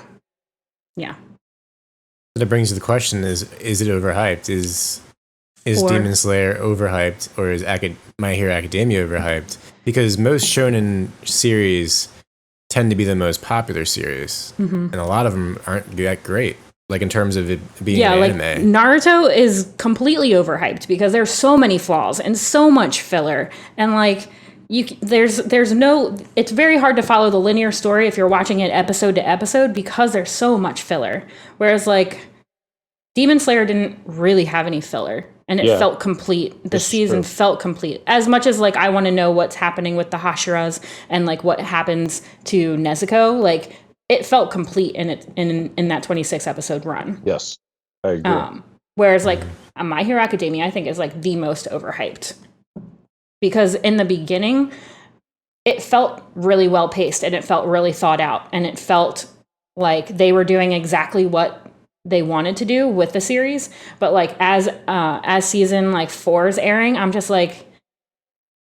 guys, what are you doing? What is the last part of the season doing at all to the plot at all? What? Nothing really. Yeah, I am sympathetic to your opinion, but I don't necessarily agree. Because I mean, I've had my issues with My Hero Academia since the very beginning. I didn't start watching My Hero when it was airing, just because of how many people are oh my god, this is so great. This is the best anime that's coming out. And I get why people like it because I think it has a lot of Western influence. And I think it appeals to a wide range of people. But the first episode I've watched 3 times because I could not get past it. And I think that the world building that they tried to do was completely off base. Really? There's so many things about the first episode where I'm just why? Why are you presenting it in this way with these characters? And I just don't understand. There's human creatures, there's villains, there's giant people with big muscles. There's like people that can do water stuff. There's like a whole mashup of things that like just like don't make sense in like a linear fashion. Like if I'm trying to get into the world of My Hero Academia, there's so many rules that I don't know that like you're introducing all at once. Interesting. Yeah. So let me ask you this: do you remember the first episodes of Naruto and Bleach? I only watched Naruto. You remember the very first episode? I mean, it's been a long time. Yeah, I happened to rewatch it recently with Okay. my friend's son, so it is a little bit fresh to my mind. But to be clear, I do think Naruto is overhyped, and I don't. If it wasn't the first anime that I watched, I probably would not like it as much as I do. Yeah, I feel like it is impossible for me to go back and rewatch Naruto, even though I am a fan of Naruto. I cannot see myself actually watching it again in my life. It's simply too slow, and there's just simply like not rewarding. I've gotten everything from it that I could possibly get. But the reason I ask about the first episodes of these shows is just because I'm curious how we would compare the first episode of My Hero Academia to its peers' first episodes. Like, do we think that these kinds of problems are just like, this is a problem that many shonen shows have, or is this something that is unique to My Hero Academia? Or, does My Hero Academia tackle this better or worse than Bleach did or Naruto did? Because I personally, I understand what you say. That is a good point. I personally did not have those feelings towards the first episode of My Hero Academia. I thought it was pretty interesting and kind of captured my interest enough straight from the get-go. I think it is more exciting and interesting than the first episode of Naruto and what I remember of the first episode of Bleach. I think of both of those as being like, they introduce you only to the main character and just have like a broad sense of the world around them, but it takes more and more time to actually get more integrated into the world. Those first episodes are always like, this is Naruto, he's the class screw up, and it's just kind of shallow and boring. I didn't think I didn't think My Hero Academia had that problem. It kind of, you frame this as a bad thing, which is fair, but I think it's a good thing that it kind of throws you into the deep end, and it's like, there's stuff happening right off the get-go that like feasibly hook you. If you watch just the first episode of Naruto, there's like, it's its own little self-contained story, and it's not really like all that. Like, I would not feel compelled to watch the next episode of Naruto, except for like, I've decided to watch Naruto and I will, watch it. Whereas next episode of My Hero Academia, I'd be more apt to watch it to see what happens. See, I'm more sympathetic to kids that are bullied than kids that are crybabies. So I really like felt for Naruto, because like he was just trying to live his life, as a little orphan boy, and everybody was picking on him. And then like here's Izuku, like, oh my god, look at all these heroes. Wah, I'm not a hero. Wah, mom, can I be a hero? So like, yeah, I feel that. That's fair. That's just me personally, because I just connect with bullied characters, So what other shows? I think Dragon Ball Z would be a great example of another overhyped series. Because you gotta add the Z on there. Yeah, because Dragon Ball is good. Yeah, Dragon Ball is still worth watching, and I think still holds up, even though it's like 30 years old at least. But yeah, that is. I think a lot of people hated Z, and for good reason. It's very slow pace. There's a lot of filler involved. It takes Goku 3-4 episodes to do one attack. Same thing as Naruto. Like, can y'all just like hurry it up? Which is like, I do think My Hero Academia is overhyped, but I do credit them for the fights not being 5 episodes long. Like, they do get to the point, and the animation is usually really good, and the choreography is usually really good, and there's a lot of like character-driven elements to it. So like, it's overhyped, but I like it. So yeah, it's got a nice middle ground between the character-driven fighting of One Piece versus the more choreographed and technical aspects of something like Naruto. Mm-hmm. It has a little bit of both of these worlds, and I think it does okay. Yeah. I can't really speak to Dragon Ball Z, though, because I haven't seen Dragon Ball Z. I've only seen Dragon Ball. Yeah, I watched Dragon Ball Z when I was a little kid on Saturday mornings. Mm. I liked it. Ew, boy show. I'm not watching that. I thought it was cool. I was into it. The antithesis of that would be Sailor Moon, then. Yeah, I hated Sailor Moon. Is that overrated? Yes, I think so. I will say that to the end of the earth, just because I know that's a lot of people's first anime, and I do think that it is a good show, but so many people talk about it like it's some like crazy masterpiece, and I just like don't see it. Like, I think the animation is cool, especially in the first 1 to 2 seasons. Like, I think the animation is cool. I think Usagi's cool. I think that's cool that she's fighting for what she believes in, and she's like enlisting all of this like woman power to like help her. But I don't know. These shows are like hooking shows, right? They hook the viewer, who people who aren't fans initially, and you become a fan. You watch these shows, and then after about a year or two, you drop off, right? You kind of like, I'm over anime. I've grown out of it, yada, yada, yada. And it never goes beyond that. And I think these shows are overhyped because of that. If you go back, can you go back and rewatch them? And can you watch it objectively and still say this show is good?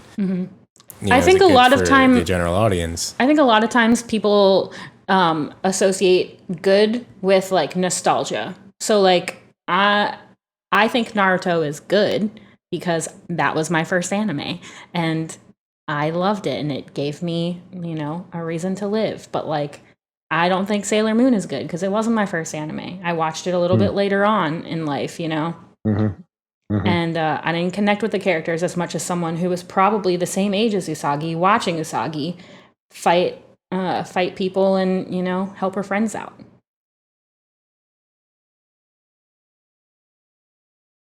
Naruto's got some fucking great parts to it, though. Who could ever forget Lever Scara? Oh, yeah, man. Oof. Actually, one of my friends has been rewatching Naruto and literally texting me at every like pinnacle point, like, what the fuck is happening? Like, this show is amazing. And I'm like, yeah, I know, beach. That's why I told you to watch it. But so as Geoff has kind of pointed out, every one of these shows is more or less Sailor Moon is not a long form shonen style show, but is like not so distant from that. And then those are just, I feel like these are just the kind of shows that get marketed, like these are the most easily accessible ones. I think there's like a lot in all of them that is very general. Like a lot of people can take away something from it and like it. And I think that's why they get so popular. And then it's really easy to merchandise something if a lot of people are into it.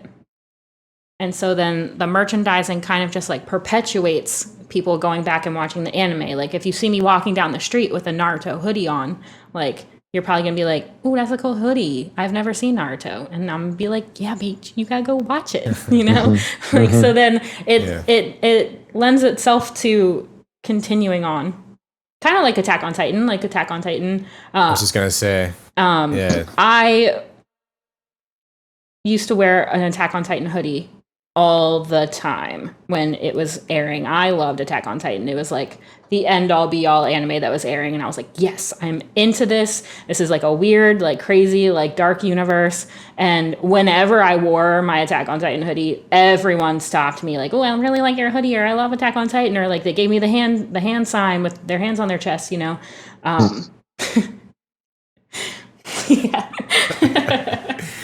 I just did it right now on our video chat. He did. We should all do it. Great example.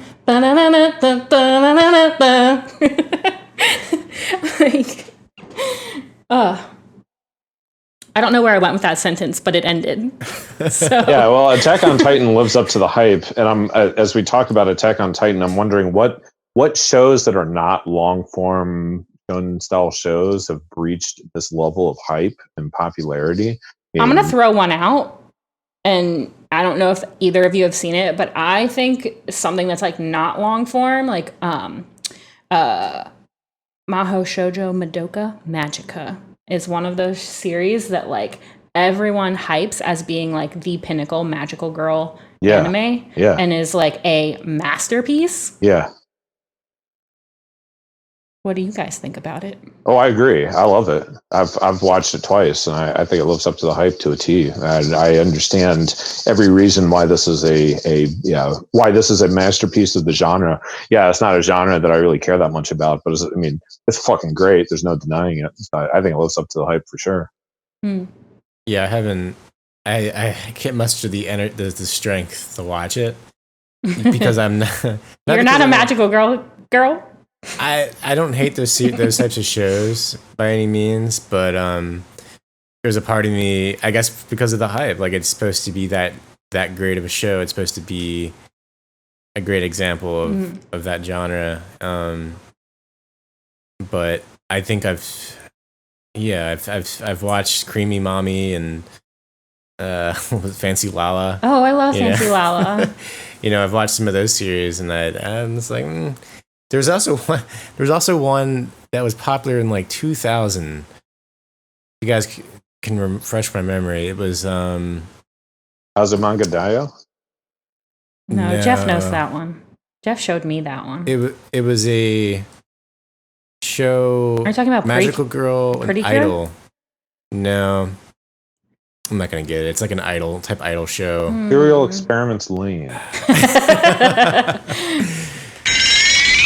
The show I was thinking of is called Full Moon o Sagashite. There's a 2-episode OVA series from 1995 called Idol Project, where idols go to an alien universe, and that is my favorite idol anime. You need to review that. Hell yeah, Beach! It's so good. Oh my god! I made a giant 5-foot by like 7-foot painting with a bunch of scenes from that's cool. that anime because I loved it so much. Oh yeah.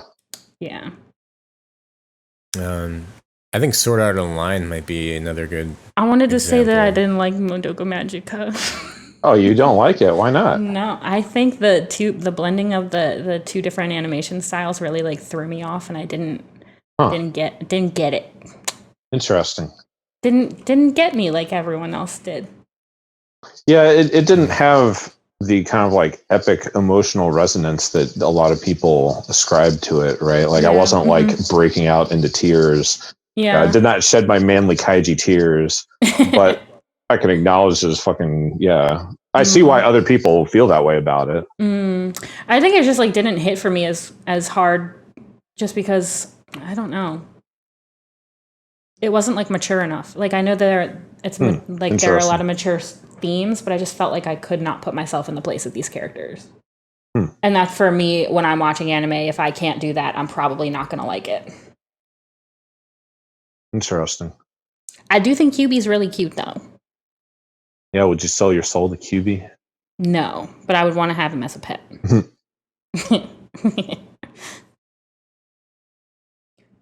What were we going to dive into? SAO, right, Jeffrey? Oh yeah. Not good. Not good. We good. can all agree on it not being good. Right? Well, I'm thinking of like decades, and I feel like this is one of the biggest from 2000 to 10s, right? Yeah. That Sword Art Online is. I mean, I like the first season. It was when they got to the cabin and all of that situation that I fell off. Plus, like what season was she like trapped in a cage and a guy was trying to have sex with her? That was season 4, wasn't it? Oh, okay, yeah. Didn't like that. Yeah, I stopped watching partway through that. I couldn't hack it anymore. I wanted to see what the hype was about, so I watched it, and I similar, like the first season has a lot of terrible parts, but has a lot of terrible moments, but also I personally enjoyed their love story that was actually not wishy-washy, but was more like grounded in reality. Yeah, more direct. Same. I thought it was really cool. And season 2 kind of cooled off. Season 3 with the Gun Gale stuff I thought was pretty good. I liked the Gun Gale arc. I couldn't even get through it. Yeah. Well, I think if we take away anything from this, I think people should watch Gun Gale Online Alternative, which is, I think the same writer of SAO wrote it, but then someone else took it and like made it a little bit better. That's the SAO that I advocate for, because I thought that was way cooler than anything that SAO did previously. It's the same kind of like virtual MMO kind of game where you get stuck in it, but you don't actually get stuck in it. She can like leave whenever she wants. It's just like she's creating this like different persona inside the game because she feels inadequate in like her regular life, and then she like tries to save someone in game. And I it's just really hope that good. the 2020s is not the decade of getting stuck in a video game. I think we should take a decade off of that genre. I don't know. Yeah, I agree. Make something that's not so derivative, but that's just my opinion. Yeah, I mean, is this a trend because young people play more video games now than ever before, or is this? It's a big. I think that's definitely a big part of it. Yeah, interesting. Yeah. You know, people play video games for college and like for like money and on ESPN. You know. Yeah, it's true. Yeah. They should make more video game anime like High Score Girl and less like SAO. Yeah, take it retro, baby. Yeah, I guess what I was really getting at was the idea that rather than having characters get stuck in video games, they should make shows about characters who happen to play video games and just make an interesting story in and of itself, you know. Yeah. Black Mirror does a great episode about two cis male men that fight each other. Oh my gosh, that is I love that episode. That's crazy. They make love. They do as their characters, like as all the time. Yes. Like that to me, like take that, run with that. Yeah. You get serious about that. Hey man. Hey, you still awake? You want a game? Maybe not tonight. I was Oh, come on. What are you playing? Something goddamn boring is what I'm guessing. All right. You got me. All right, so grab the experience disc I got you, put it on and jump in. Seriously, man, it's insane. You're gonna freak. You're gonna shit your pelvis through your asshole. Can that not be about high schoolers ever? Like, no. Can it be about older people? Grown-ass people. Yeah, fucking grown-ass. Only grown-ass people have, like, money and time for MMOs. Truth. Any other overhyped shows? Yeah, throw some out. Jeffrey, throw some out there. Yeah. I don't know what's hyped and what's not hyped. Legend of the Galactic Heroes deserves every piece of hype. See, that's an underrated show. That would be underrated. We could do a whole bunch of shows that are underrated. Yeah. You can just like, I can just give you my, you should watch this list. Because I feel like all the anime that I like are underrated. Well, ReZero is another big show. Hell yeah. It is very hyped. Have either of you seen ReZero? Not yet, but I will. Yeah. Okay. That's on my list of things to. There's so many spin-offs of this show, right? I think there's a lot of spin-offs that have the characters in them. Right. Yeah. Okay. Yeah, like Isekai Quartet, but that's just because it's an isekai. So if you don't like the isekai genre, and if you don't like time travel, then you're not going to like ReZero. Which, like, I know time travel for a lot of people, like, is not it, because time travel is so just, like, all over the place, and you can make up your own rules, basically. So in ReZero, basically, the main character can, if he dies, he can go back to a save point in the universe and restart everything over. So it's like restarting back to zero, which is why it's called ReZero. And he experiences situations over and over and over again, and the characters that aren't him don't get to experience that, and he's not allowed to tell anyone, because if he tells someone, he'll die, because that's the conditions of this like thing that he has. So he'll progress in like the game. They like make it seem like it's a game or it's like another world, but it's like really not, because he's living out his life as this person in this world, and he gets attached to certain characters, and they either make it or they don't, and then he's like, okay, well, I've got to kill myself so that I can go back to a point before this time and save the person, or like make the outcome, do something differently so that the outcome is different. And sometimes it is different and sometimes it's not, and he has to keep repeating that same thing over and over again. So he builds up his relationship with the other characters in the series like so much more than the other characters build up with him. And you know what that sounds a lot like? What? Steins Gate. Well, speaking of hyped anime. Yes, that does sound a lot like Steins Gate, but Steins Gate is way better in my opinion. Really? You think Steins Gate lives up to the hype? Yeah, I don't think it lives up to the hype because it is slow. So if you don't like that kind of thing, if you don't like time travel, if you don't like otakus doing otaku stuff, like if you don't like things restarting all the time, then like you're probably not going to like either of those anime, and it will be overhyped for you. But the characters in Steins Gate are so much like more nuanced than they are in ReZero, and I connect with them on such a different level because they're just otakus, you know, being nerdy in their nerdy clubhouse. Yeah.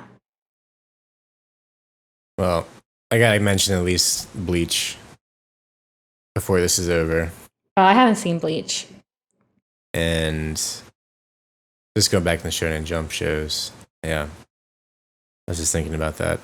I think an important one to mention, though, is Neon Genesis. Evangelion. Yeah, Evangelion. I think for a lot of people, this show just didn't do anything for them. I can see why. I can see why. And some people really hate this show. We're just shitting all over Dan's favorite shows. I'm not saying this is my opinion, but this can be a consensus for a lot of people. Like, I feel like people that don't like Evangelion didn't see it when it aired. I feel like people that don't like Evangelion may not like anime.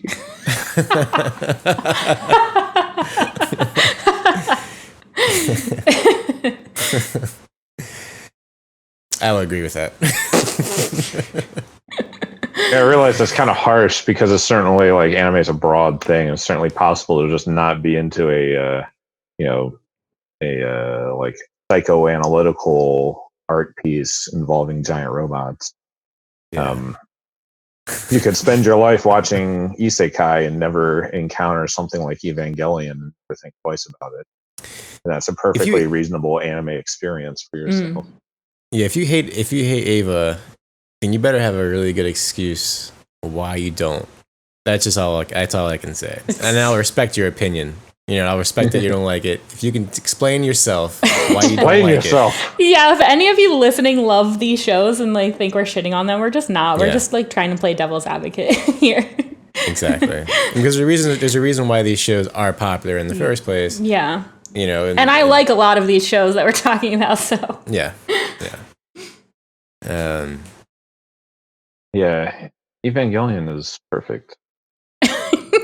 Deserves every piece I don't think of that, but deserves every piece of critical praise that has come its way over the years. Shall we talk about your name as well? Also, the masterpiece of the modern times, deserving of every piece of critical praise heaped on it and more, is the most important anime film of our generation, in my opinion. So you've only talked about series, so we need to talk about films as well. Yeah, I don't think of that about Your Name, but I also liked Your Name, so.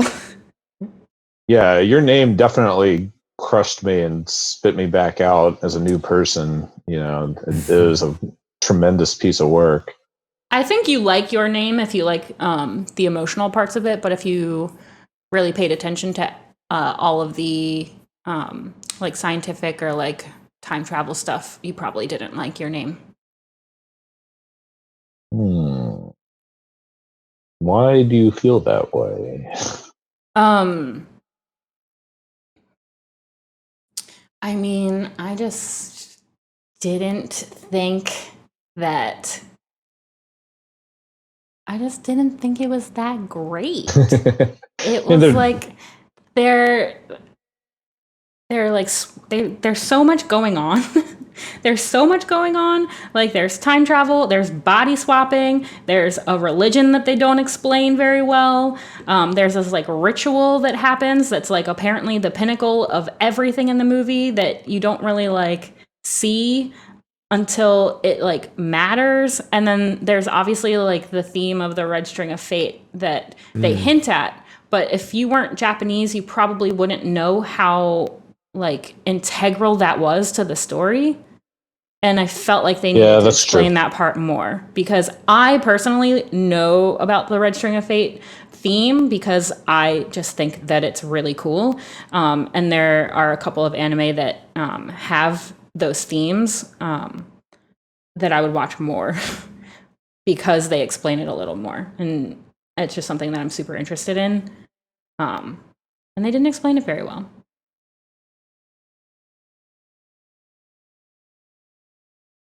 And the guy even said his movie was incomplete and don't watch it. That's just a man being humble. I do agree that the time travel angle is arbitrary in a way that, could come across as being underdeveloped. But I prefer to think of it as the power of their destiny and the power of their fates being intertwined. And it's just so damn romantic. But it really hits for me. Is it really that romantic? When they're at that last scene when they're on the stairway and they pass each other and they're both like kind of like and then they both turn around and are like, do we know each other? That's romantic, man. You've never I want that to happen. I want Morgan and I to not know each other anymore. And then we pass each other and I turn around and I'm like, wait, don't I actually know you? But in what timeline was that? Yeah, that's the guy's timeline. Because he went back and saved the girl.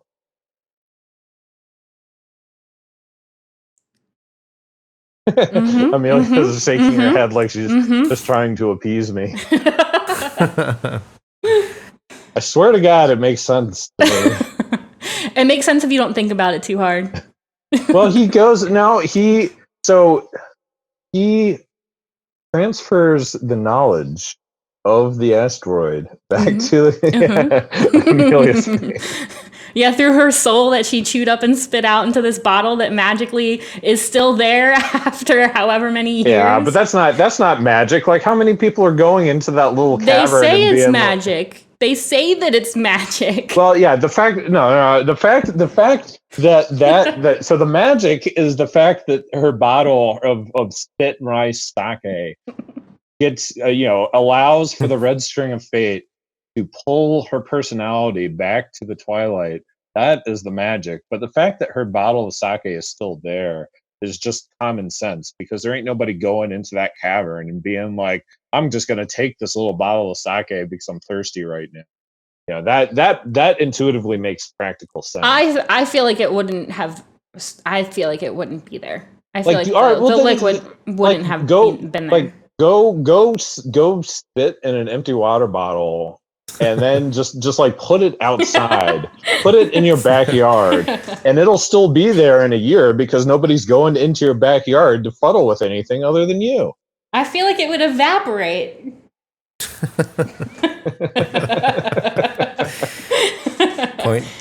Point taken.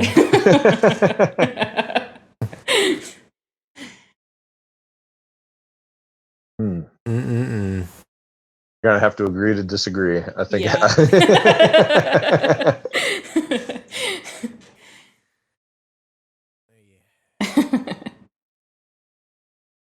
I'm thinking of like big movies now. Have you seen Akira, Amelia?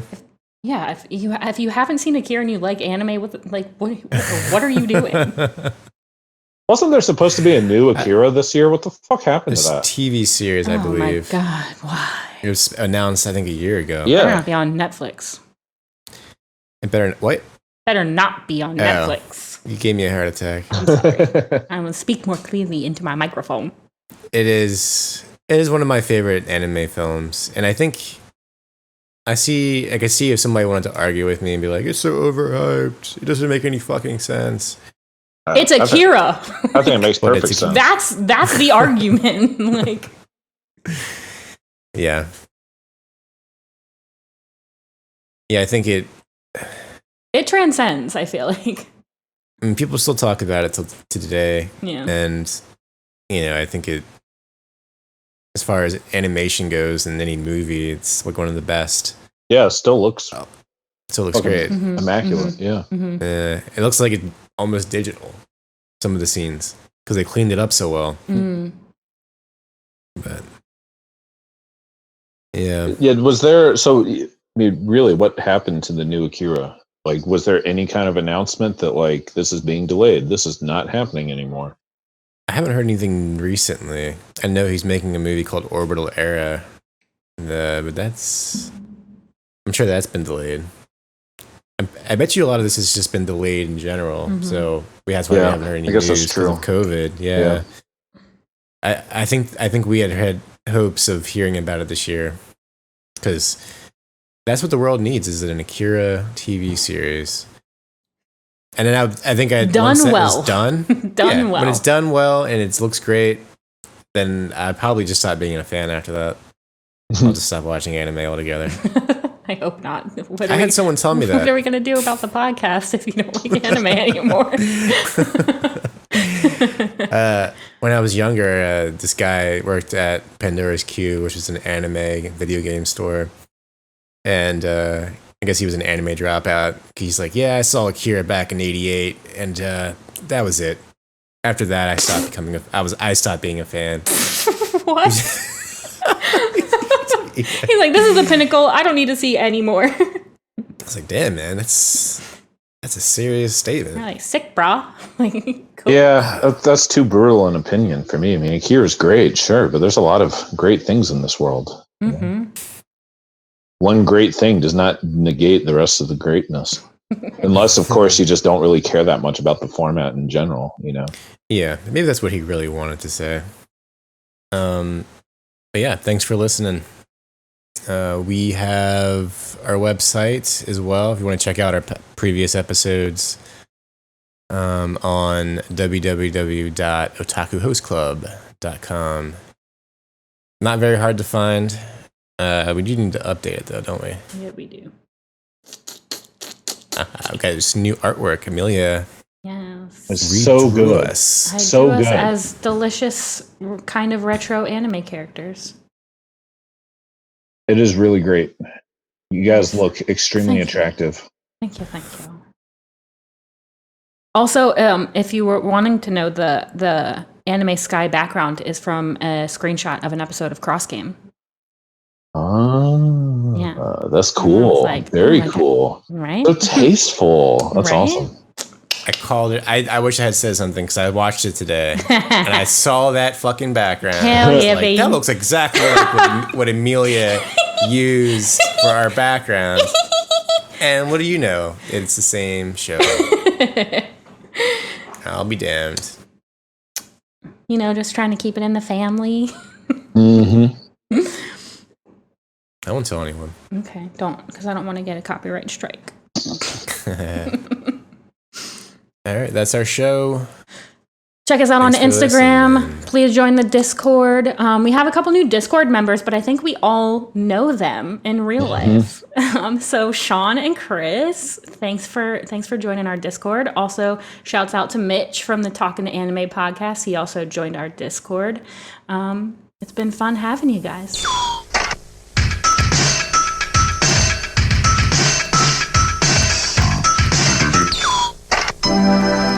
ニューヨーク娘は恋もラジカセもリモコンです。リモコンの